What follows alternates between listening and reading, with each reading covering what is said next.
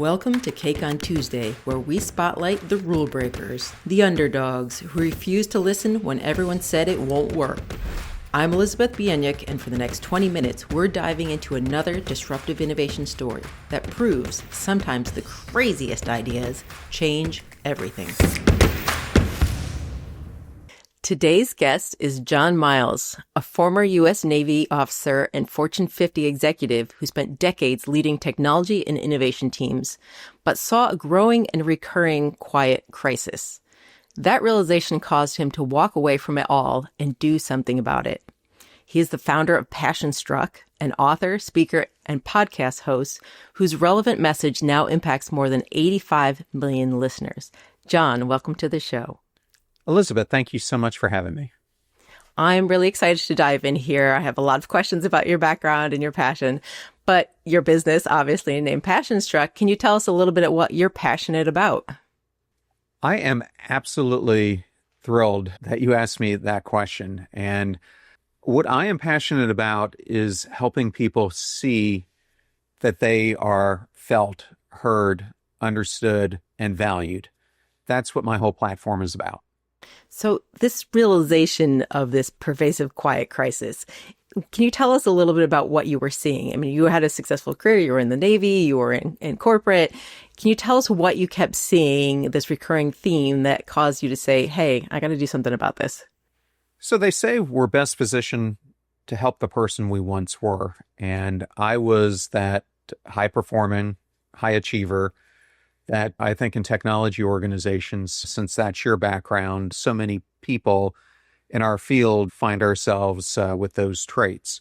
Especially coming out of the Naval Academy, I think it's an institution that's made up of high achievers.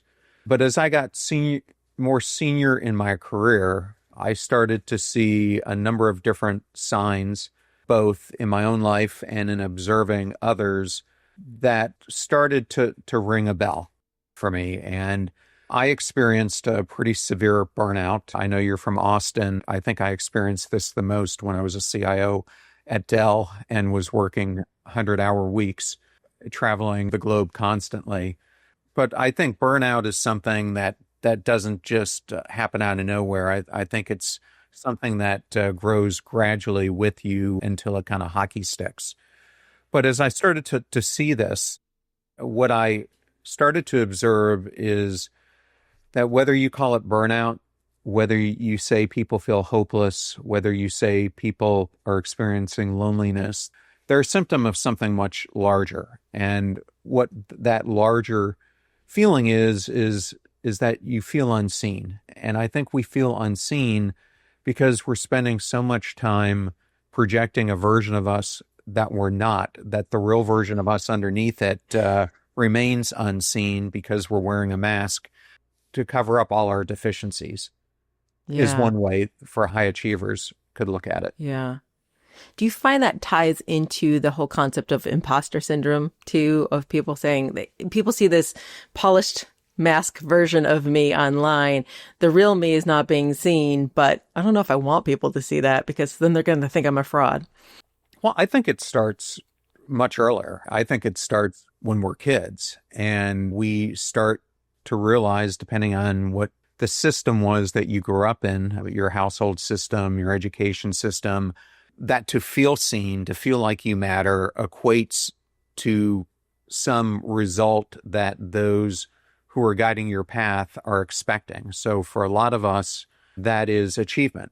It's producing, whether that's grades in school, whether that's something that your parents want to see. It could be athleticism. It could be you're having to perform some instrument. Could be your voice. Could be the flute. Could be dance. But it's those things that I think start setting us up for this feeling that we are never enough unless we do X, Y, or Z.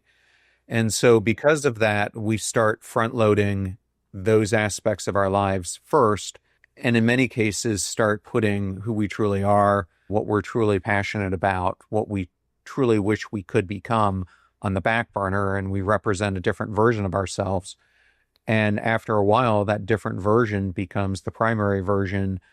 And so we start feeling what I call a mattering gap between the person that we're showing up as and the real person who exists underneath it all. Hmm. Okay, I want to talk more about this mattering gap. You talk about mattering a lot. You use that phraseology a lot in your work. What does mattering mean to you, and what do you mean by a mattering gap? So I think a great example of this is one that I used from my time at Lowe's. I was hired at Lowe's initially to fix the largest hacking incident that had ever happened in retail up until that point. Since that time, there have been bigger ones at Target and the Home Depot, but at that time, Lowe's had the largest one. These two intruders were able to access an access point in a store in the Midwest, and through that were caught all the way in the mainframe at the general ledger by a mainframe operator. So they had gotten the keys to the kingdom, basically. But when I got further into this job, I remember sitting down with the head of HR, who was fairly new to the company herself, and I thought we were sitting down to kind of have a discussion on how things are going, what do you think of the group, etc. And it was more that prior to me getting there, they had done the first ever employee engagement survey, and that this function that I was inheriting scored the last in the entire company. So you're talking 1,800 stores, 60 or 70 supply chain nodes. You had your work cut out. Yes. But when I started getting into it, and where I'm going with this is I listened to what the customers of the group had to say. I listened to what my peer group said, which is that I had a bunch of underperformers, people who weren't engaged, people who didn't care about what they were doing, they weren't enthralled with the company, and that I should get rid of most of the group. But what I realized is that the more I started talking to these employees, the more I realized they were walking ghosts. And I use that term because in their work life, they were really vanishing. And they were experiencing what I call the vanishing because they were experiencing a mattering gap. They had no idea how their role in the company, being a computer operator, a technician in the data center, someone in the security group or on the security operations command center or in a call center, had any bearing to a customer's journey, what brought in cash at the register, or how their job tied towards shareholder success. And so because there wasn't this line of sight between what they did and their function to their bigger sense of meaning in the organization, they were underperforming. And then the other thing I realized was that their management prior to me never really looked at them as people in a whole holistic way. So they weren't really interested in what were their long-term ambitions, what were they trying to achieve outside of work, in addition to being at work, nor were their past successes or past lives, even in a work environment, taken into account to understand if they could be doing more. So that is, I think, a great example of the mattering gap that so many people live in. That's a great work environment, but I think the same thing happens in our personal lives as well. Yeah, I think you're tapping into something that's really important that we're seeing now too. One version that we're seeing this now, I think, is that whole quit and stay. It's the same kind of concept. It's having that disconnect now of I'm no longer engaged with my corporation, but times are hard. I need the paycheck, so I'm going to quit, but I'm going to stay. Yes. It's almost a different rendition of that. But when you're talking about addressing that for a corporation, that's a hard thing to address because it's not the immediate issue. It's an underlying issue. How do you go about pointing that out when you're dealing with a company that sees, oh, I have problem X. I'm not making this sales goal. I'm not having this target. My people are lazy. We're just doing this. Those are results of a root problem. How do you bring somebody on that journey to understand the underlying issue that is impacting those end results? So, Elizabeth, from your own career in technology, when you have tried to implement a strategic initiative, where do you find that success or failure typically happens? Like what layer of an organization? I find it's usually tops down. Like it has to be people that can take an action, but convincing. I find a lot of my job was always playing translator. I'm trying to take one message and translate it into the language that audience could do it. But if I didn't have a tops down approval to make a change or create an environment, it never really worked. Yeah. So I think that for a lot of things like what you're describing, that is where it starts, is with the value system of the company, et cetera. What I experience when it comes to mattering is in the case of Lowe's at that point in time had some of the best corporate values of any company I've ever been around. And they were talked to by top level executives all the time. I remember when we were in our meetings with the CEO, he or one of his direct reports would constantly pick one and reinforce it. Where I think mattering is won or lost is at your frontline supervisor level. So if you're in the military, this would be potentially a corporal or a sergeant or a petty officer, depending on what branch you're in. For a corporation, it's your frontline manager or frontline supervisor. And one of the things, regardless, that I don't think we're looking at closely enough is return on energy. Meaning if that frontline supervisor is themselves burned out or tuned out, et cetera, then you're going to have a cascading effect on any of the employees who are reporting to that person. Yet I don't think we pay enough attention to that layer in companies. It's typically a layer or two above that. And so what I found when I turned around this organization was that was the group that you have to empower the most, and you have to put the most effort in to make sure that they feel like they matter, that they understand the strategy, their part in it, so that they can properly coach those underneath them to feel that same way. But if they're not energized and you're not measuring that energy, then the troops underneath them are never going to be energized either. Right, right. That does align with the whole verbiage of people don't quit a company, they quit a manager. If you are not feeling empowered by your immediate manager, that certainly creates a very challenging environment. Yes, it does, but it's the same thing with consulting groups that you bring in. I don't care if it's Accenture, in the past IBM, McKinsey, Boston Consulting Group. All those organizations have great methodologies. But to me, the difference between one and another is the engagement team that you have working with you. And I think it's a very similar thing in an organization. It's that team or teams that are winning or losing the front line on mattering. Yeah. Yeah. Okay. You posted something recently on LinkedIn that ties into this. You're talking about how we are taught to build careers that rise, but not lives that hold. This made me think a bit about that book, The Second Mountain, and that concept of there's a lot of people who are very successful in their career. They climb that first mountain of corporate success or life success of what they've been told is success, and then get there and look around like, this is it? Now what? Talk to us a little bit about what you mean by lives that hold. Yeah, so what I was referring to here is how do you become an architect of significance? Like, how do you take control of you feeling inside that you matter and having other people tell you that you matter? So to me, we're building architects of success, and we're building them almost in the way that you would build a monument. But if you think of the Washington Monument, it looks good from the outside. It's certainly grander. I mean, it looks impressive when you're looking at it, but you can't really live inside the Washington Monument, can you? Or the Lincoln Monument or the Jefferson Monument. Not very comfortably. They're great to look at. They make people think impressive thoughts, but they're not something really you inhabit.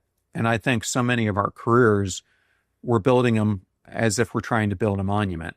And so the concept that I was trying to get across here is if you go way back many, many centuries ago, when you look at the people who were building the pyramids, those pyramids took years and years and years and years to build. In fact, the people who were working on them likely realized as they were building them that they were never going to see the pyramid built, or were not there from day one till when it was completed because it took so long. Same thing with the Great Wall of China. Yet what they were investing in was something that they knew was going to outlast them and was going to hold significance for generations and generations after them. I think today we are trying to build that pyramid in our lifetime. We're trying to set the strategy. We're trying to do all the work. We're trying to hold all this success. And what we're doing is creating a monument that looks great on the outside, but is missing many of the core components that make it weather storms over time. And so what I am encouraging people is to stop building monuments and to start building shelters. We need to build our lives less around becoming a monument and more like a home, where we're focused on the foundation of the home, the pillars that are holding that foundation together in the core ecosystem around that home, the windows that allow people to see in and allow us to feel like we matter, and the roof and the structure that is most susceptible to wind damage and other things over time, that it, along with the rest of the structure, remains intact and is made to last longer than we are. So that's the whole concept that I was working for here, is to focus less on being an architect of success and more being an architect of significance. And when you do so, you start shifting your life from what I would call a vanquisher in my book, Passion Struck, which I have here, which is someone who obviously has life goals and a lot they want to accomplish, but they're typically doing it for self-interest, to more of what I call a creative amplifier, which is someone who's focused on amplifying results in the world. They're focused on others versus self.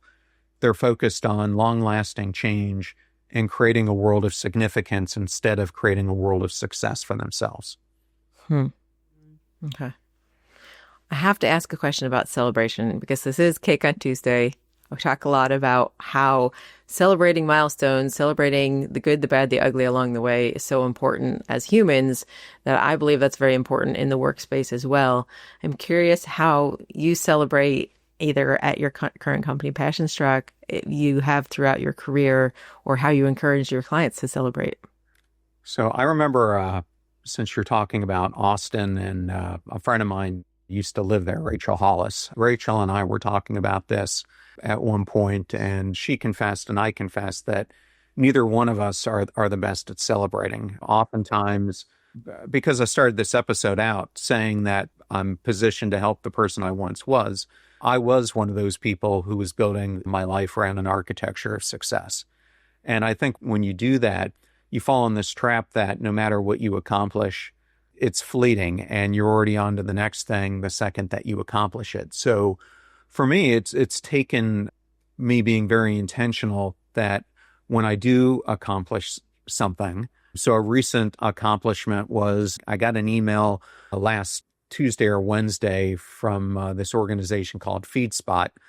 And it said, your podcast has been recognized on the list of the top 30 podcasts that instill passion and enlighten people's lives. So I went to see where we were on the list. It turns out we were number one. So past John... I hope you celebrated that. Well, past John would have just been, yeah, that's nice recognition. Cool, move on to the next thing. But new John made a bigger deal about it because it really was a surprising and nice recognition that I didn't expect. But more than that, it's the compilation of over 700 episodes that we put out and a heck of a lot of work.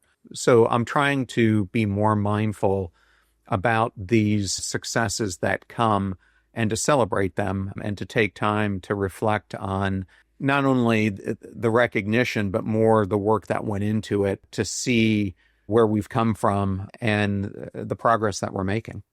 And I encourage people and companies to do that as well.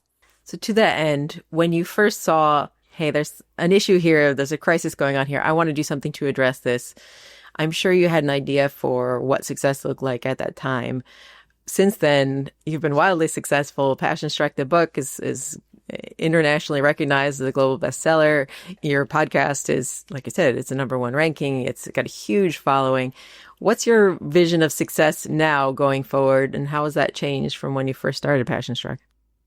So I think we learn a lot from the guests on a podcast. And there's certain guests, I'm sure you've probably had this, that for whatever reason, they stay with you.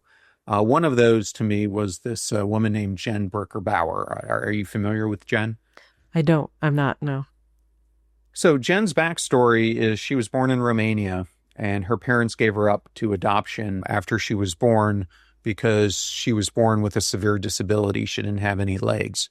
And that time, they thought it was going to be too difficult for her to try to bring her up. And there was also some feeling in the country of that reflecting on the family. So she was adopted by a family in Southern Illinois who had older children, I think brothers, if I remember correctly.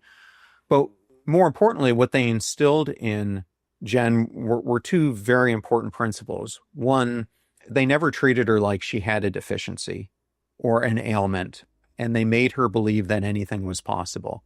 But second, they instilled in her that just as anything was possible with her, anything was possible with people that she influenced. And they really made her believe that don't think about your influence in terms of big numbers. Think about it in terms of ones and zeros. You know, can you make another person's life different? And so I think that has really shaped things for me, because I think podcasting is one of those rare mediums where you could have 85 million listeners, but you really have an opportunity to have a one-on-one conversation with your listener. If you really, what I try to do is listen to them and tailor your episodes so that you're serving them. And so I never take it for granted, the listeners who are tuning in, and I try to apply, whether it's an interview or a solo episode, I'm trying to do it in a way that I'm serving the audience. And maybe I'm just impacting one person with a given episode. But to me, that's where your impact starts, because you never know where that ripple could carry forward with that person whose life you've impacted. I love that. I do believe the world can be changed one conversation at a time. So I absolutely love that. John, what are you most excited about next, and where can people find more about you, your book, what you're doing, your mission? Well, I am most excited about this new book I have coming out called You Matter, Luma. It's actually a children's story that releases February 24th. And as I talked about earlier, when you asked me, where does this sense of us feeling like we don't matter start? It really starts when we're children. So there is a really alarming stat right now that 40% or more of high school students today are depressed, lonely, or sad nearly all the time. And I have two children now who are, I have a senior in college and a son who's 27, but I saw the difficulties that they had. My son went to middle school in Westlake, and my daughter went to elementary school there. And I can tell you, in that school district, there was a ton of pressure on the kids to perform. And they really struggled with this. And as I've seen this more and more, so many kids are struggling. So I wanted to intervene in a way when they were kindergarten, first, second grade, of teaching them a value system where they feel seen, valued, and heard, and have a way that through this book, parents and teachers could talk to them about it and facilitate a discussion. So I'm really excited about this book and hope to shape lives much earlier than adulthood. That's awesome. That's very exciting. So where can people find out more about the book or you? Is passionstruck.com the best place to go?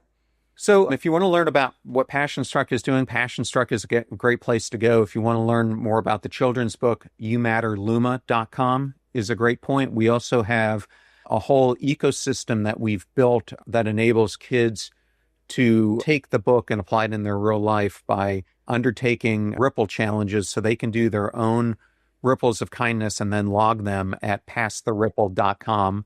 And if you want to learn more about me, two best places would either be my website, johnrmiles.com, or my Substack at theignitedlife.net. Awesome. Thank you so much, John, for being here.